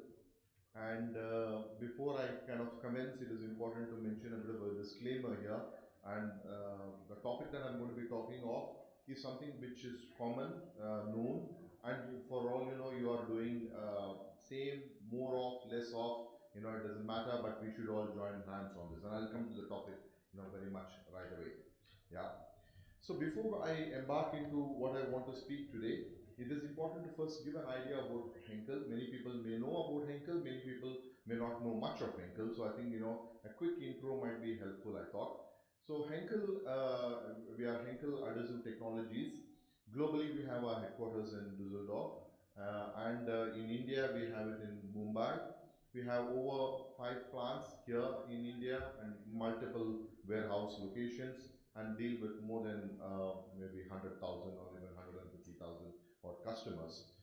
And why it is important for me to talk about Henkel and linking back to the topic Mr. Chandrakant alluded to is we have a very clear purposeful growth agenda which has got multiple pillars. The key pillars in this, if I have to sort of talk about, is around digitalization and then innovation and sustainability. And also along with this is very much linking to the competitive edge that we want to give to our customers, all underpinned with a very, very strong collaborative culture. Now, it's important for me to share the purpose of Henkel. The purpose of Henkel, the global purpose of Henkel, is what we call as the pioneers at heart for the good of generations. Okay? Now, why all this comes together, you know, you will try to understand this even more better, is recently many of you must have heard about our Prime Minister at the COP26 at Glasgow was talking about a very clear sustainability vision, right? And also very recently in one of the seminars which was there along with Terry, he talked about a concept called life, which is, you know, lifestyle of environment, and 3P. I don't know how many people are knowing about it, but I would more or less say all of us, you know, including each one of you here in the room, are very much part of that. Is, you know, pro-planet people. Okay, the 3P what our Prime Minister talked about is about the pro-planet people. Now, that's the topic I want to talk about, saying, you know, at Henkel, we try to do innovation, but also keeping absolutely sustainability as, the key goal. There are multiple areas, you know, we are working on, but I feel what is important for the SME sector, MSME sector, amongst all the other panelists who spoke eloquently and very well on the key topics, if I have to talk about only one topic and leave you with one topic, okay, amongst others, I want you to sort of think about what is your sustainability goal. You may already have it, as I told, and that's where the disclaimer I mentioned, right? But if you don't have it or it is in progress, you know, which is absolutely fine, I think it is important to know that sustainability is going to be the absolute game changer for MSME, for India, for our customers, everybody. All right? And it is going to be a very, very, very differentiator in the world. So if India has to stand out in the global platform and talk about saying that, you know, what is it that we are contributing? Yes, quality, all these things matter, but sustainability is something that, you know, everybody should be thinking about very seriously, right? Why we have to think about this seriously, right? The planet that we all live today is being depleted of resources, and unless otherwise, I mean, you know, we don't care for it, and that's where I talked about, you know, the pioneers at heart for the future of our generations. If you have to think about it, we have to start doing something about it in a very responsible manner today. Yeah, and that's where the innovation, the technology, you know, connects very well with sustainability. At Henkel, we have been doing this with very clear metrics, and again, not to sort of confuse with multiple areas, we have taken 3 big areas on energy, water, and waste. And we started this journey, you know, quite a bit, measuring it from 2010 at the rate of, you know, keeping a metric of around 3% reduction year on year. Right now, we have kind of done the journey for 10 years, and at the end of 10 years, we should have been somewhere around 30% lower, right? So we have been able to reach almost 44% lower. That means in 10 years, while we have grown as an organization on overall growth, but we have been consciously also measuring it across the globe, saying that what is it that we are also bringing it down.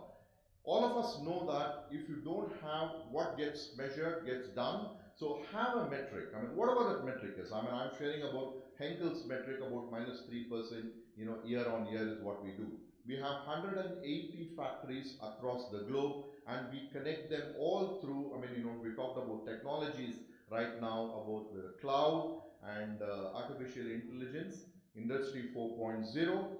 The main thing why we do this is we have connected with almost close to 4,000 sensors in one of the cases, an example to share technology. And also we're trying to see how are we living the sustainability agenda. Now, if there is more water consumption in one of the plants, you are able to very quickly analyze on real-time basis to understand why is it happening and what's the trend and what is the trigger, what is the learning. Yeah. So this is very, very important. Now, no longer are we connected as India or 5 plants. We are talking about the entire world, and the big data and analytics can be used very well. So for me, the main thing I want to sort of go back to where I started is as SME, start thinking about your sustainability agenda. Second is technology can play a big role. I completely agree with the Tata Teleservices, options that was mentioned. It doesn't need to be done all internally. It can be done internally, very good. But otherwise, there are other modes for us to sort of take advantage of, and that's what I want you to explore. Okay. Another example I want to leave you with, internally we have done is with respect to ensuring the smart factory 4.0. I mean, all of us know we started with the 1.0, which was right from a steam engine.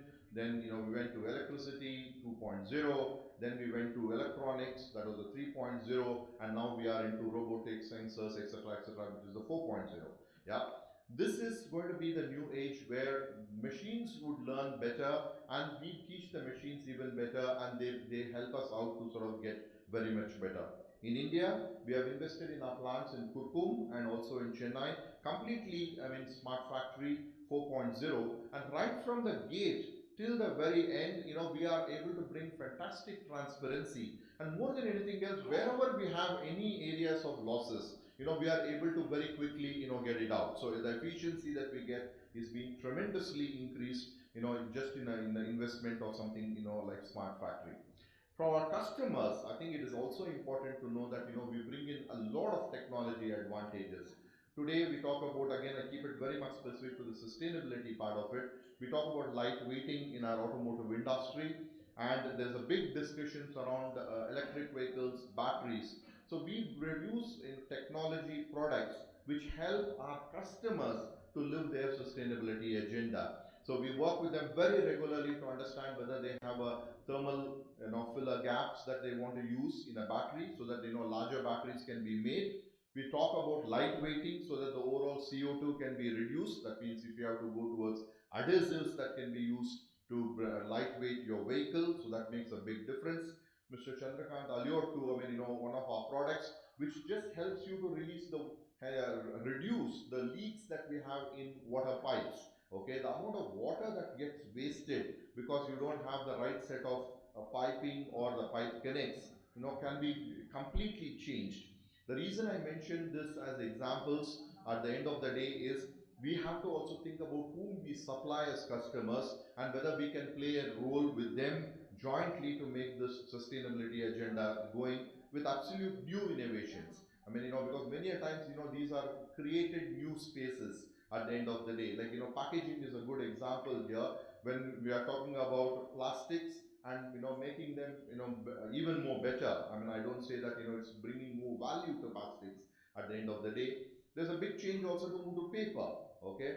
So a paper straw is a good example. We all were using plastic straw till the other day. Nowadays, you see paper straw. Yeah, and the technology there again has Henkel as a technology which goes into those straws, which many people may not be knowing, in between the paper layers and things like that. So there is a water area, there is a paper area, there is light weighting, as an example, 2 or 3 examples. From an internal side, I mean, the Smart Factory 4.0 is one example I wanted to, share with, and how we are interconnected this 180 odd factories with more than 4,000 sensors that helps you to link up on your sustainability agenda. Just 4, 5 examples. Last but not the least, it could also be very simplistic areas, of thinking creatively. In our warehouse that we have at Lonikand in Pune, we have used natural light to you with absolute Belgium crystals to bring in the light, absolutely for the full warehouse, night and day, literally. I mean, you can use it in a natural way. So where I'm going with this whole point of sustainability is, for the MSME, the game changer or one of the key game changers, please, if you are not included in your agenda, please do take sustainability as an agenda. Bring in a lot of innovation around the sustainability topics. I talked about energy, water, waste. There are multiple other things, which are linked to sustainability and relevant for your own business, and technology can make a big game changer.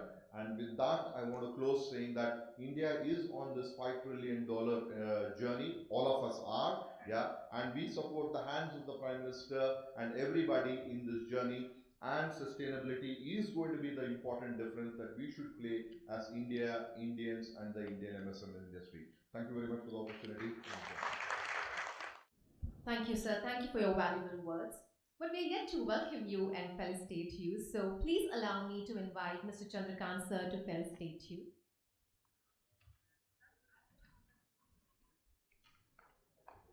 Thank you, sir. Thank you so much.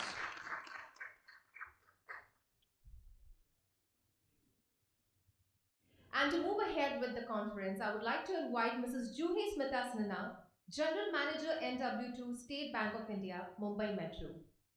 Can I please have you here, ma'am? Mr. Chandrakant Salunke, Founder and President, SME Chamber of India and SME Technology Development Council, all the eminent panelists present here on the dais, ladies and gentlemen. It is indeed a pleasure today to be amongst you, because SME is a very core business of ours, and we generally are very happy when we are interacting with the SME sector people. So today I would be just taking you through what SBI has in store for you. And to begin with, I would like to say that micro, small and medium enterprises sector has emerged as a very important sector of the Indian economy. The growth and development of MSME sector is closely interwoven with our mission for becoming a major global economic power. It plays major role in the economic and social development of the country by focusing entrepreneurship and generating employment opportunities through innovation, exports, and inclusive growth of the economy.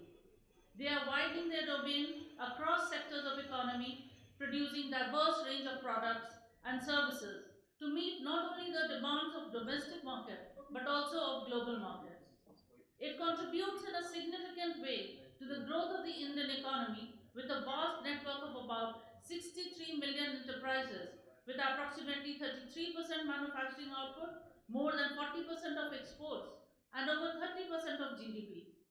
The sector creates employment for about 120 million people, which stands only next to the agriculture sector. So thank you for that.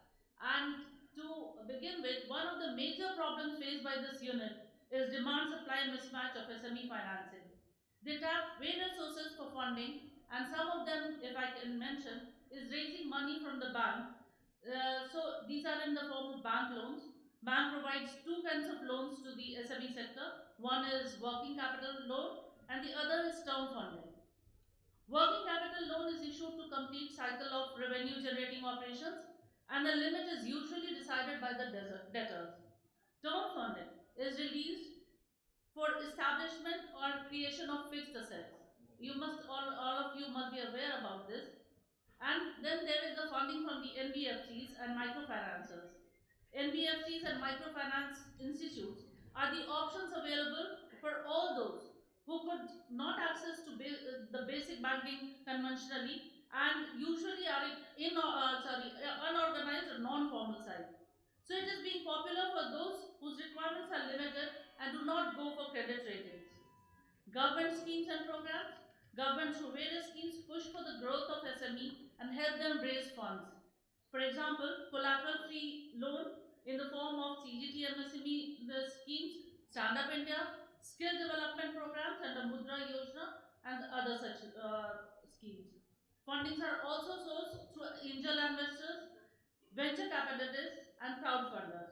So these alternate channels provide other services also, like their expertise and advisory to the business mentorship, to the units and evaluating the business from sustainability to scalability. However, still the banking sector is the largest source of lending for the SME sector. Now, I would like to mention some of the SBI initiatives that we have taken during these COVID times and otherwise as well. So, SBI is the pioneer and market leader in SME financing. We have over 20 lakh customers, the SME portfolio of more than 2 lakh 50,000 crore as on 31st of January 2022. We have more than the accounts, this total accounts for more than 10% of our bank's total advances. And the estimated number of MSMEs, which is financed by our Mumbai circle, that is in the Mumbai and its suburbs itself, is we have financed 19,550 units, and the amount is 8,014 crore. So that is our Mumbai SBI has done that much of financing. So during the COVID times, we have initiated many enablers. So there was this COVID-19 emergency credit line. Under this scheme, we made available additional credit facilities to the eligible existing borrowers by way of ad hoc facilities to tide over the current crisis. Based on the later Department of Financial Services, Government of India came out with a uniform instruction for the convenience of the borrowers. Accordingly, our existing CECL was replaced with the common COVID emergency credit line. Deferment and extension of installments up to 6 months in respect of term loans. Interest on working capital limits for the period from 1st March to 31st August 2020 had been deferred. Then reassessment of working capital cycle and credit period and resetting of limit accordingly, including reduction in margins, has been provided to our SME customers.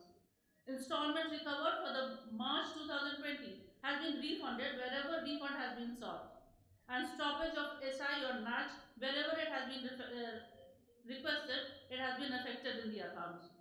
Now we have come GCL, all of you would be aware, the Guaranteed Emergency Credit Line.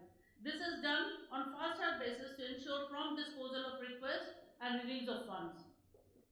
The duration of GECL was earlier valid up till 30th of September 2021, and it was extended up to 31st of December 2021. But now it has been further extended till 31st of March 2022, and for disbursement it is up to 30th of June 2022. So Mr. Salunke was just mentioning that many of you are not aware about what are the facilities being offered by the bank, so I thought I'll just make a mention of these facilities which are there. So, State Bank of India has always held SMEs as an important segment, considering the role being played by them in the Indian economy in terms of their contribution to manufacturing, output, exports, and employment generation. Being committed to providing simple and innovative financial solutions, banks' approach in during SME growth rests on the following 3 pillars: customer convenience, risk mitigation, technology-based digital offerings and process improvements. Digital, as all of you know, and we were discussing, that it is here and it has come to stay. So State Bank is not far behind. We are also providing digital solutions to all of you. If we talk of customer convenience, with a view to build and sustain the momentum for transforming India, SBI has created the highest number of touch points in terms of branches and other modes. With a view to enhance ease of business for the small and medium enterprises, State Bank of India has modified its existing delivery model of small and medium enterprise center and created asset management teams, whom we call the AMTs, to maintain end-to-end relations with the customers for loans up to rupees 50 lakhs. The SMEs have also been strengthened in terms of manpower, and which has resulted in improvement in service levels. Loans above rupees 50 lakhs are handled by relationship managers who are specific to SME sectors, and they have better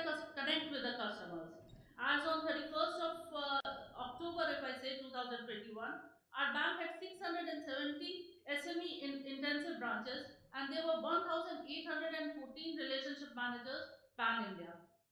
To further improve the connect with customers and to strengthen SME business, assistant general managers of SME were posted at zonal offices. These are the people who are catering to the SME business. If you have any banking needs, they go and contact you at your place. They help you with your balance sheets, as well as they will tell you about how to go about the financing. So to further improve the connect with the customers and to strengthen this relationship of ours, these HMSMEs are playing a key role. Bank now is a major player in supply chain finance as well. By strengthening its relationship with the corporate world across various sectors, Bank has extended supply chain finance to 28,000 plus dealers and 14,000 plus vendors of major industrial houses. New tie-ups were added continuously during the current financial year, including corporates such as ArcelorMittal, Nippon Steel, Oppo Mobiles India Private Limited, and Exide Industries, to name a few. Under new initiative to streamline and speed up the process, Bank has formed 3 centralized processing cells. So one of this is SCF CPC, whereby it is being headed by one of the agents, and it has 6 to 10 officials. So we are trying to reduce the tax that SME sector people are facing while getting sanctions from our bank. Then we have SME CPCs. These are newly formed cells which have high value. We cater to high value credit proposals here, and the tax has been kept very low here as well. One major initiative that again we took with Tata Power was to open Surya Shakti cell. Here, what we do is we are financing alternate energy sources. So our bank has opened this new processing cell where solar rooftop is being financed through this processing cell. All of you having your SME business can get this alternate source of energy, and the rates here are very competitive. So it can be a major source for changing to a better source of energy for your SME sector. Through digital offerings, bank is leveraging technology in every speed of the value propositions, from business, designing products, streamlining process, improving delivery to monitoring. To build SME portfolio in a risk mitigated manner, we have implemented significant changes. Product suite, process, delivery for ensuring ease of banking. We are facilitating digital connect with our customers for ease of doing business. Now we have our loan cycle management, online loan application and online lead status. Bank is hosting an online loan application and tracking facilities for MSME borrowers on the corporate website. A CRM ID is generated against customers' loan application submitted online or offline through customer relationship management application. Now this is sent to your mobile number as soon as this application is generated, and from this you can trace what is the status of your loan application through your CRM ID which has been provided. And it is a real-time basis you can trace the application status. Then we have our customer relationship management CRM module, where the bank has introduced an integrated platform to engage with customers throughout your life cycle, to enhance in understanding of customers' requirements and to strengthen customer-centric approach of the bank. The CRM portal has been designed with the objective of generating leads to CRM application through various channels, better monitoring mechanism of leads at various stages, and booking of increased business with lower TAC through customer connect. Apart from lead monitoring, customer 360 view is also available in CRM. So you can have an overall view of what is happening in your business, what is the income generation, how much profit are you earning, every time can be reflected, what are the bank charges that is being debited to your account. Everything is available on one platform. We have a contactless lending platform. State Bank of India is one of the stakeholders of SIDBI, led PSB consortium of your bank's path-breaking initiative, whereby there is a site, psblo.and59minutes.com, which provides easy access for loans to SMEs registered on GST platform and filing income tax returns. Using the platform, bank is sourcing leads for loan requirements from rupees 1 lakh to rupees 500 lakhs. In financial year 2021, up to 31/3/2021, 29,697 such deeds were approved in principle and have been generated by the portal, out of which 20,676 deeds were sanctioned by the bank.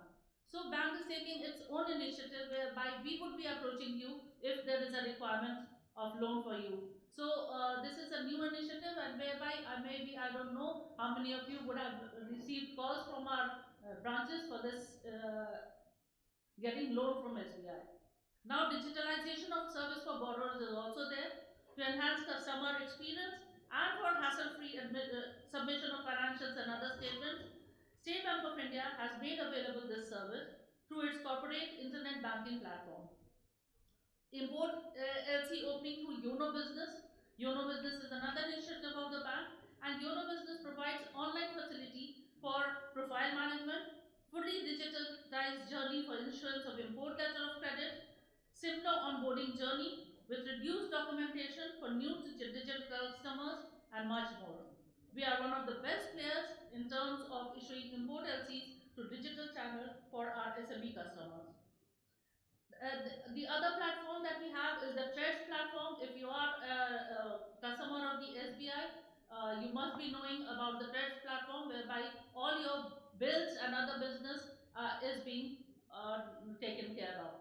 Whereas, as far as export business is concerned, many of us were in the question answer session. We were talking about export business. Export business also, we are doing quite a bit. There is rupee pre-shipment credit packing credit, extension of T-bill rate to rupee export packing credit, and if we talk about the rates that we are offering for export, we are the best in the industry. So if you have any finance need as far as your export is concerned, if you have any bill discounting, LC facilities requirement, we are there to help you out, and with the best possible rate that is available in the market, we are the lowest there. One thing I would like to tell you about one initiative that CCI has launched, a platform which is called FX Retail, which may be availed through SBI for rate booking through participation by customer on this platform. So this is a platform which can be widely used by all of you. These were some of the information that I thought I'll share with you from this platform. I would like to thank Mrs. Alunke for giving us this opportunity, and also I would like to mention that we were partners in your struggle during the COVID times, and now we would like to be a partner in your growth after the COVID times are over, or now when the economy is on the path of recovery. So please contact my DGM SME, Mr. Uttam Verma is present here currently, and he would be there through the day. Any requirement, financing needs from SBI, or any other queries that you require about SME, we are there. So thank you so much. Thank you, madam. Thank you very much. Rather, when Dinesh Karaji took a charge as the chairman of the bank, he has, mentioned that his vision is to make 20 lakh customers from the MSME sector during his tenure. So we will be definitely happy now that all the customers are sitting here, so we can explore that opportunity. So thank you very much for this first panel. It's very interesting and very informative. So Kapilji, our inning is over now. We will sit down.